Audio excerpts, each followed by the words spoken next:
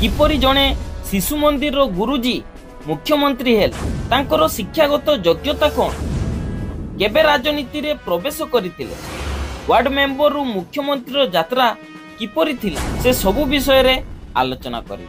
मोहन चरण माझी हेले ओडिसा रो 15तम मुख्यमंत्री एवं बीजेपी अर्थात भारतीय जनता पार्टी रो प्रथम मुख्यमंत्री 52 वर्षीय मुख्यमंत्री जहांकर जन्म एक साधारण फैमिली रे होइतिला। 1972 मसिया जनवरी मास 6 तारिख रे तांकर जन्म रायकला ग्राम रे होइतिला जहाकी केउंझर जिल्ला रो झुंपुरा निकटस्थ एक छोट ग्राम।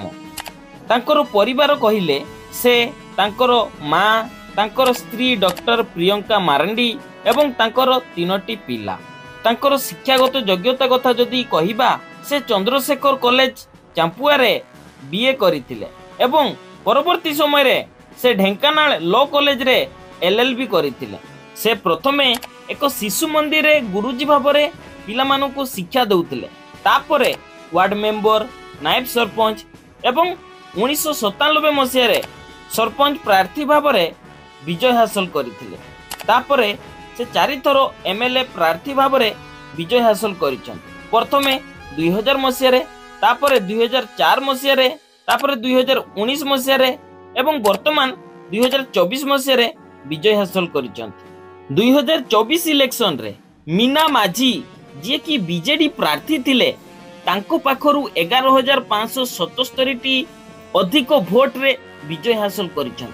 मोहन चरण माझी मोट 87,815 टी भोट पाइथिले। सेठारे प्रतिभा मंजरी नायक मध्य एमएलए प्रार्थी थिले जे कि कांग्रेस दलरु लढिथिले। से टोटल भोट रो 6% भोट पाइथिले। तेबे मोहन चरण माझी सबुठारु अधिक भोट पाइथिले अर्थात 47% भोट पाइथिले।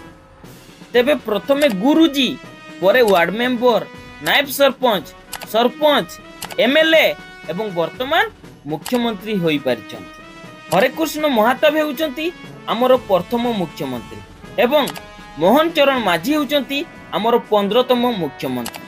मोहन चरण माझी सार को पूर्वरु दीर्घ 24 वर्ष धरी नवीन पटनायक सार हमर मुख्यमंत्री थिले जे कि हमर 14तम मुख्यमंत्री थिले।